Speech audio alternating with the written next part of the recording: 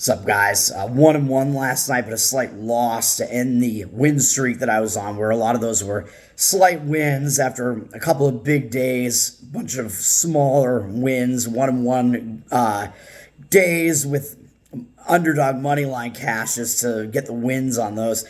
Last night, it was the case that it was a slight loss. The Philadelphia Flyers, nice, easy win to start out the night.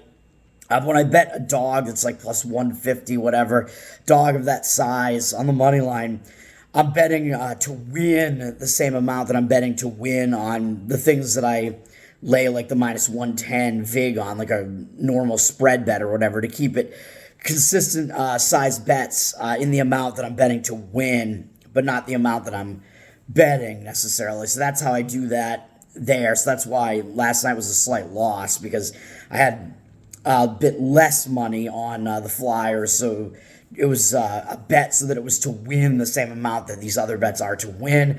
Memphis Grizzlies, unfortunately, did not get there. They had a bad start to the game, but had a great second quarter, and then they actually got out to a decent lead before blowing that right before halftime. Then they got out to another lead in the second half, and it looked like they were going to win. They should have won the game. They had like a 6-point lead with not much time left in the game, if I remember correctly, something like that, and then blew all that. They still were up 2 in the final minute, and it looked like, well, maybe they're going to wind up pushing, because I got the better number, actually, at the 2.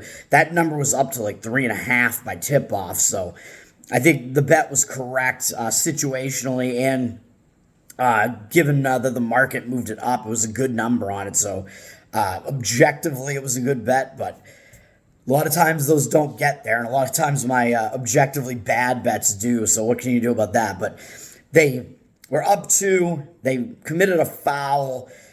Portland tied it. It went into overtime, and Memphis sucked in overtime and wound up losing the game by 2. Pretty shitty. What can you do? We move on to today. I do have my college football video up with 3 plays in there. There were a lot of like almost plays here that where there are teams in bad spots, but it just so happens that they're all matched up against teams that are also in bad spots, which I mentioned a bunch of those on my video. Another one that I forgot to talk about was Miami at NC State. NC State certainly in a bad spot. I was on them last week. They pulled off the double-digit upset at home against Clemson. Big win. So they're definitely not in a good spot here. But you look at Miami, they're coming off a game where they had to go into double overtime to, I think it was double over, some amount of overtimes to get past Virginia, who had that second straight like huge game for themselves, because they were coming off that ridiculous upset of North Carolina. So I think that was a tough game for Miami. You could argue that Miami, well, they were a huge favorite and they almost lost, so maybe that will have the effect of shocking them back into focus. So I guess in a way that is kind of true. Like, I would only look to Miami in this game, but I don't love the spot, just the fact they're coming off that multiple overtime game, even though, yes, because it was against such a lesser opponent, that could have the effect of shocking them back into it and being focused for this game against NC State, whereas NC State probably in the worst spot after they pulled off that big upset, but they do know Miami is a pretty good team, so I don't know if they're going to totally lack focus, but they might not have as much left in the tank. This line has gone up, though, from Miami being a 3.5-point road favorite up to 6, and it looks like they have 62% of the cash and 52% of the tickets, so any value that there might have been on Miami, Ohio has probably been extracted at this point, because the number is up to 6, and it looks like it's going, I mean, it does look like it's going even further, but I wouldn't want to really like chase the steam that steamed that up. I do lean to Miami in general as a side, but do with that info what you will, I guess. I forgot to mention Louisville, I guess. Louisville, they're coming off another game that I was on last week. They shut out Duke. They crushed Duke 23-0. They pretty much couldn't look any better than they do, so I don't think there's going to be any value on Louisville to be had. But with Louisville, what you got here is that they are up against Virginia Tech. Louisville certainly the better team. They're going to be the more public team, but they've dropped through the 10 now. They've gone from 10.5 down to 9. It was sitting at 9.5, I think, for a lot of the week. They have 78% of the tickets, but 74% of the cash. So I would only lean to Virginia Tech in that one because I think Louisville's in a major letdown spot there, but the 10s are gone. I probably still even lean to it at the 9 or 9.5, but wasn't quite able to get there on that one, but it was somewhat close. Pretty close to being a bet, I would say. And Virginia Tech does actually have extra time off, even though they're coming off like a pretty convincing win, but I think it was like one of those midweek, like Thursday games. They blew out Syracuse, I believe. So they do have extra time off, and Louisville is in the worst spot, coming off that big win over Duke, who was a ranked team at the time. So that's the only way that I would look there, would be to Virginia Tech taking the points. And then, of course, I will mention probably the biggest game on the slate, which I didn't mention in my video, Alabama and LSU. This game, surprisingly, so Alabama looks like they were a 4.5-point favorite, and it's slipped down to 3 with some juice on the 3. But they have 77% of the tickets, but only 73% of the cash. So it looks like the bigger bets are on the LSU side and driving the number on Alabama down, which somewhat surprises me because usually in a game like this, I tend to lean towards the team that has the better defense. That's Alabama. LSU's defense is actually really not good. Excuse me. But their offense is maybe the top offense in the country. So LSU, kind of a unique team because they have such a good offense and relatively have such a bad defense. It might be something that we might not have ever even seen before in college football. I'm not sure. We have like the number one ranked offense on a team that also has like a defense that's worse than the 100th ranked defense. So it's kind of crazy what LSU has going on there. Like I said, I tend to like the defense better than the offense, so that would make me want to lean towards Alabama. But in this game, I don't think I do. The only thing I can really do here is read the market in this case, and I can tell you the market is signaling on LSU. Looks like more of the bigger bets are on LSU. Looks like there's a reverse line moving against where the public is, driving the number towards LSU.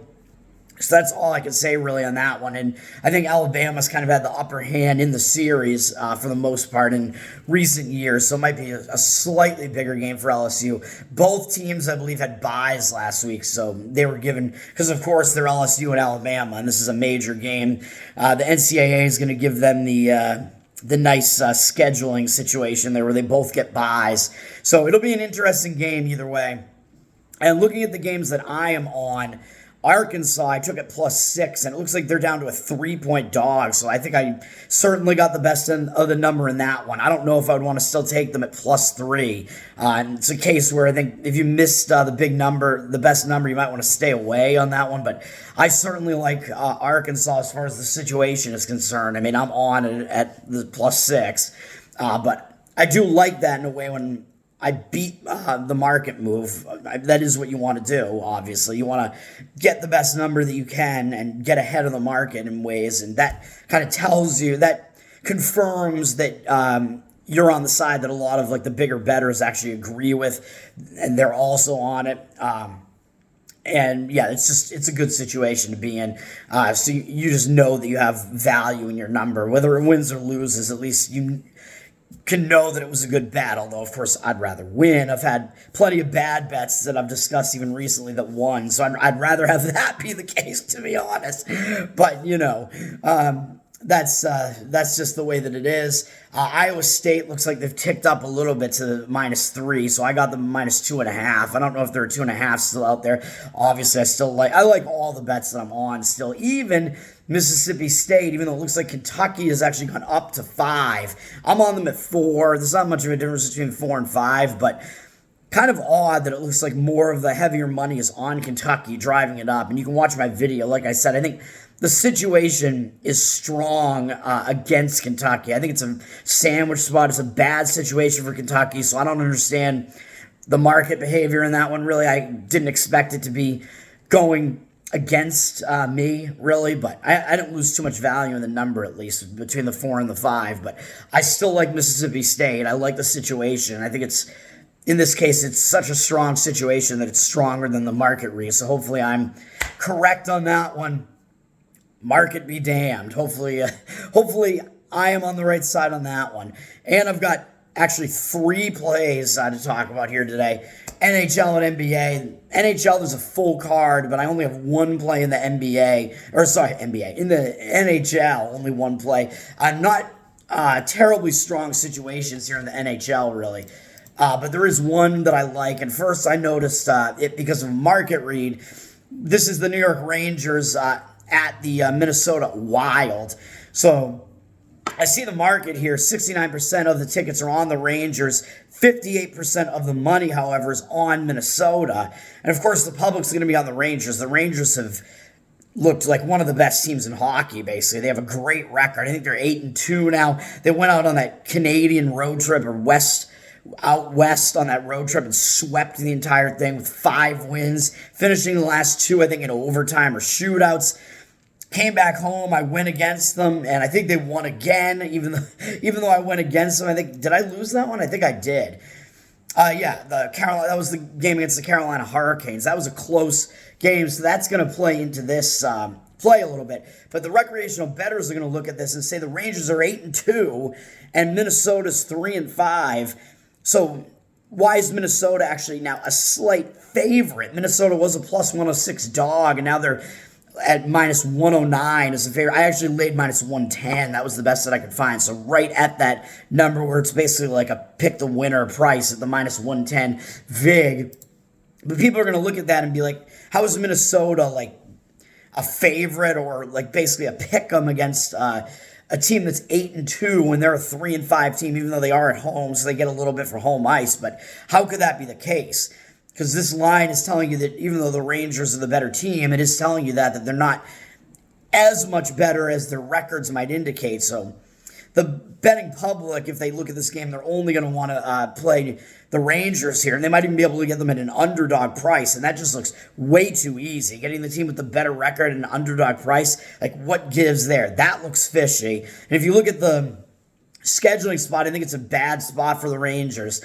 They, like I said, they went out on that long 5-game road trip, won every single game on it, came home with a couple days off, big game there, and won it again against Carolina, even though they were in a bad spot. It was a close game pretty much all the way, and that was their only game in that homestand. Now they have to go back out on the road again, almost out towards where they just were. Like, it's just south of, like, Winnipeg, where they just came from. So what, they come back home to New York, and now they have to go back out again? It's like this is it's bad travel scheduling for the Rangers. Like, I don't know, man. The NHL's not doing them any favors here. And then they have to, this is a 1-game road stand, and then they have a road trip, and then they have to come back home again for at least a longer home stand the next time. But this is just an odd spot where they have to go back out to where they just were. It's like, why didn't they just include this as part of their road trip when they were actually out there? It's odd. They just beat Carolina, who was a playoff team last year, and I don't think Carolina was the team that knocked them out because they were on opposite sides of that bracket. But even so, that's a big win against a playoff team from last year. Next up, they have Detroit when they come back home, who's also playing really well. So that's a big game. So this game, they have to go out on the road. They're on this huge win streak, but the schedule's kind of now sending them back and forth between all these different cities. It's just kind of a crazy schedule for them.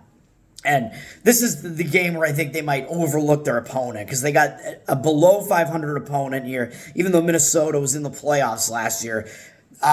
This is a down spot in the Rangers' schedule, I would say, between two teams that they know are better.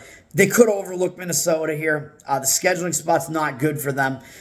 And Minnesota, on the other hand, I think is in a much more positive scheduling spot. They are in a second game back from a road trip. So they had a 3-game road trip where they lost every game on the road trip, went out east, and that does not look good. They lost to like Washington, who's not a very good team. The Flyers, who've kind of been mediocre, really. Lost to the Devils as well, but the Devils are a pretty decent team. Then they came home, which I thought might be a better spot for them. Lost to the Devils again immediately in that where they could have had some like immediate revenge maybe going on there, but they lost again to the Devils. But now this is going to be their second game of the homestand. I think it's only a 2-game homestand, but when a team comes home from a road trip, that first game when they come back from the road trip is usually kind of that like distracted spot. It's a negative. But then if they don't do well in that game, they lose that game, the next game tends to be more of a positive because now you have had some extra time at home there to get your like home affairs in order, and now you can finally focus on hockey again. They have a good team coming into their house in the New York Rangers. I like it. I like Minnesota. The market. It was one of the games that I noticed when doing the market reading this morning. So I like it. I'm on the Minnesota Wild -110. This has a lot of factors that I like here. The situation looks good to me. It looks like almost kind of a sandwich going against the Rangers here. It's a weird scheduling and travel spot for them. It's a second game back home from Minnesota after a loss in the first game. They're trying to break this awful losing stretch that they've been on. Seems like a positive for Minnesota, and the market is seeming to be in agreement with me flipping the favorite to them, and it almost kind of looks like a trap to me. So that's the NHL play. We move over to the NBA. There are a few games here where there are teams that I want to kind of go against, but a lot of them, there are just things that kind of keep me off of them, even though I kind of lean in certain ways. For instance, Indiana's in a back-to-back. They played last night, and like I said, I liked Indiana last night, and one of the other things that made that Indiana play a little bit better, I think, is that they were actually they were off getting blown out by the Celtics. So that ridiculous game where the Celtics put up 155, which was their second highest score total ever in the history of the team. So that's just crazy. So that's such a disgusting loss for Indiana. That kind of put them in a positive spot. I don't even remember what it was that I said kept me off of that game.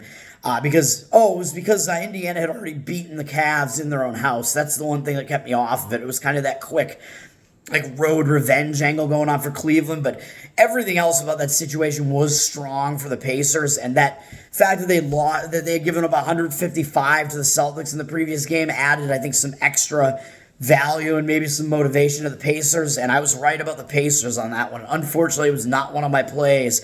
Unfortunately, I was on the losing play on Memphis because Indiana did it. They won that game.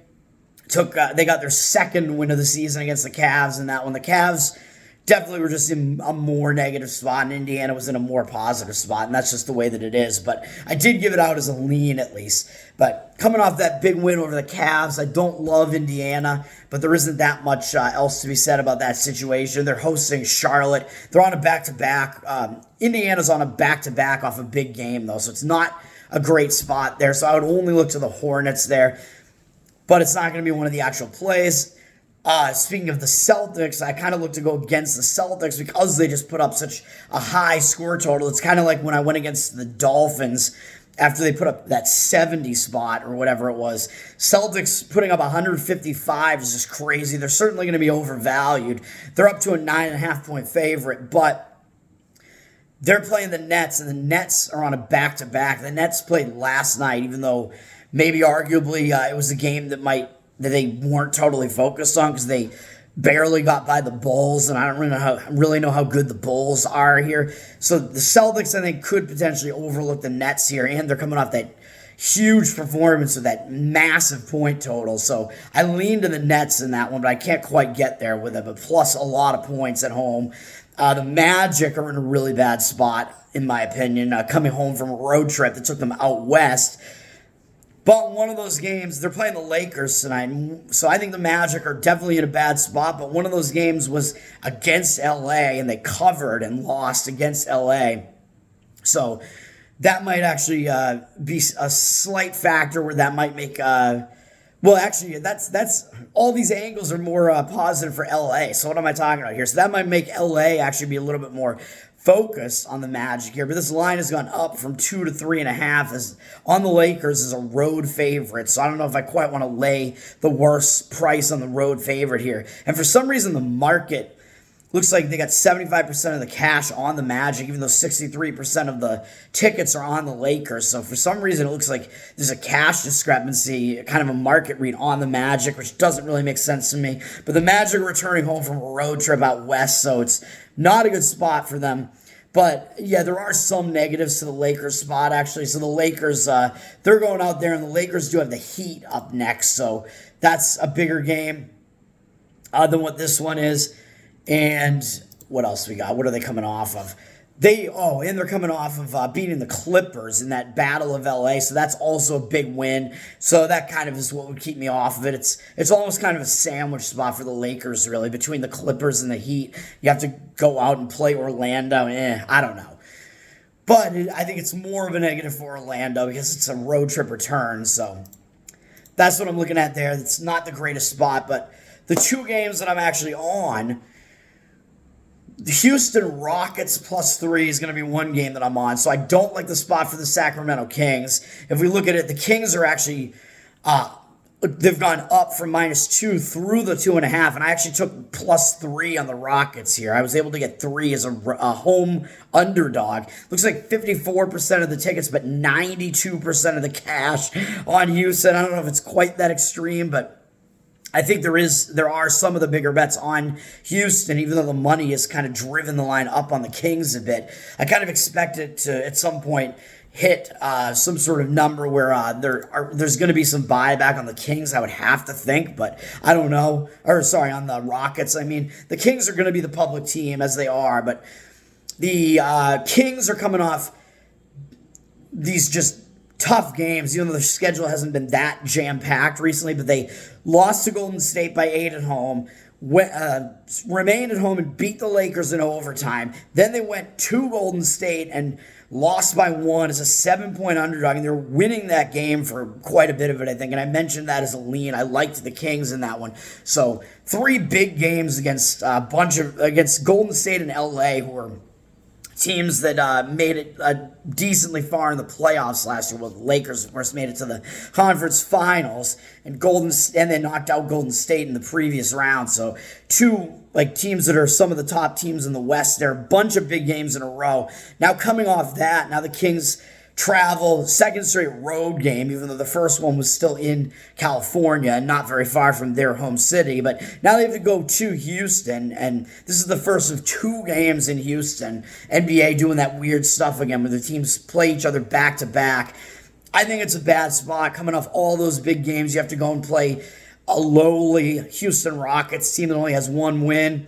People are going to also look at this and say, well, the Kings played pretty competitively in that game against the Warriors. On the road, actually, they only lost by 1 against the Warriors, whereas the Rockets lost by double digits at home to the Warriors. So people might do that syllogistic thing again and say, well, certainly there's no way I would take the Rockets here. Of course, that means the Kings are easily going to handle the Rockets, right? If they played Golden State way better than the Rockets did, on the road rather than at home, well, of course. And the line is telling you that the Kings are the better team. Everybody knows they are.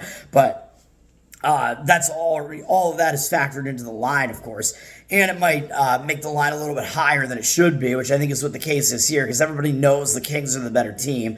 They're the public team here. Houston, however, I think is in a better spot because after that Warriors game, they just stayed at home. They've stayed at home this whole time, and they, like the Kings, they also have 2 days off. I think both these teams have 2 days off now. The Rockets have kind of just been sitting around. But what did they do in their last game? They finally got their first win after starting 0-3. They beat the Charlotte Hornets, which not an impressive win, but why I think that's good is that they finally got that first win, so you kind of get that pressure off of you now. Now you have won that game, you get that first win. A lot of times when a not very good team finally gets that first win, it kind of removes some of the pressure, helps them focus a little bit more. You can kind of sort of maybe gain some momentum from it. And you have a team that was a playoff team last year, a pretty good team coming into your house. So you're probably going to be focused. Whereas the Kings are coming off bigger games, so they might not be totally focused. Oh, we have to go out and play the Rockets. Yeah, I don't know. Are they really going to be fully focused on the Rockets? Maybe not. The Rockets need some wins here. They probably have a little bit more to prove. Got the team that was a playoff team last year coming into their house. I think it's a positive spot for the Rockets and not a good spot for the Kings, so I'm on it. Houston Rockets +3. And the one other game, which I think is stronger than that one, is going to be on the Utah Jazz +8, I believe is what I took here. The line's gone up from 6.5 to 8 on the Minnesota Timberwolves in Minnesota. The Jazz, I've been on some of their games. I think this is going to be the third Jazz game in a row that I've played, and I'm zigzagging all over the place because I was on them as an underdog against, I think, the Denver Nuggets when I thought the Nuggets were in a bad spot. Jazz just came in under that number, just covered by the half point. I'll take it. Then I thought the Jazz were in a bad spot in their next game where I believe they came back home. And played the Orlando Magic, I believe is what that game was. And the Magic were able to pull it out a couple nights ago, right at the end there. Now, if anything, I think that was a down spot for the Jazz, and they didn't play well. So now I think, if anything, even though that was a close game, I think if anything, that's going to sort of cause the Jazz to refocus a little bit. That was a poor performance by them at home. Now they get to go out on the road to face the T-Wolves, who were a playoff team last year. So I think that's a positive for Utah, for one thing. And I believe they have 1 day off there after that. The Jazz were in a bad spot when they played the Magic because they had just crushed the Grizzlies, actually. So that was after the Nuggets game. I wasn't on the Grizzlies game, so I missed that one in there. But after they played the Kings, Clippers, Suns, Nuggets, Grizzlies. They played all those big teams, like all playoff teams last year. Then they faced the Magic, and it was the first Eastern Conference team that played. So that's why I was on the Magic. I thought it was a bad spot for Utah, and it panned out, even though the Magic led the whole game and let it slip right near the end. It panned out well. Now the Jazz, after that bad performance at home, ugly performance, as I said, you can explain it because they were coming off a big blowout win over Memphis, their biggest win of the year so far. Now, so it was a bad spot for them against the Magic. Ugly performance. Now they get to go out on the road again, so I think that helps the team refocus. So I think it's a positive spot for the Jazz, getting away from home after kind of an ugly loss there, ugly performance. Whereas, what's the spot that Minnesota is in? Minnesota, they're off their best performance of the season. This is why I think this is such a strong play. This is a sandwich spot for Minnesota. They crushed the Denver Nuggets. They beat the returning champs, and I think that might have been the first loss for the Nuggets on the season. Yeah, it was the only loss for the Nuggets on the season so far. But it's possible the Nuggets kind of overlooked them because it was a weird one-game road trip there, and they had the Dallas Mavericks up next, who are certainly playing well this year, and maybe they were looking ahead to that. That was a bigger game, but Minnesota caught Denver and just absolutely destroyed them by like 21 points, 110-89. They destroyed Denver. So that's just going to overvalue Minnesota. That was their best game of the year. They look too good now. I think they're overvalued. They're just sitting around at home for 2 days now, basking in that win, basking in the glow of that win. And who do they have up next? The Boston Celtics, who are one of the best teams in the Eastern Conference. So that's another big game. They got Utah coming in, who's a below 500 team, I believe, not a very good team. This is a sandwich between Denver and Boston. They're coming off a monster win over Denver, and they got a big game against the Boston Celtics coming up. Really bad spot for Minnesota. This is the first one I saw that I was like, I'm on this right now. Almost immediate. This is the strongest NBA play on the card, in my opinion. Utah Jazz +8. You might even be able to get a little bit higher than that, 8.5, maybe even 9. I don't know where it's going to go, but give it to me. Give me the Jazz. It's one of my favorite styles of music as well. Let's do it. Going to the Jazz Club, baby. Utah Jazz. So those 3 plays that I mentioned again, you can go look at my college football video where I have 3 plays in there as well. Even though the lines, especially the Arkansas one, there's like no real value to be had anymore on Arkansas, but I do still like the side quite a bit. I think I'm on the right side there because the market has strongly agreed with me. But the 3 plays that I mentioned in this video, additional to my college football plays for the day, Saturdays are always packed, man, during these college football Saturdays. The 3 plays are the Minnesota Wild -110, the Houston Rockets +3, and the Utah Jazz +8. Yeah, get it. Let's do it.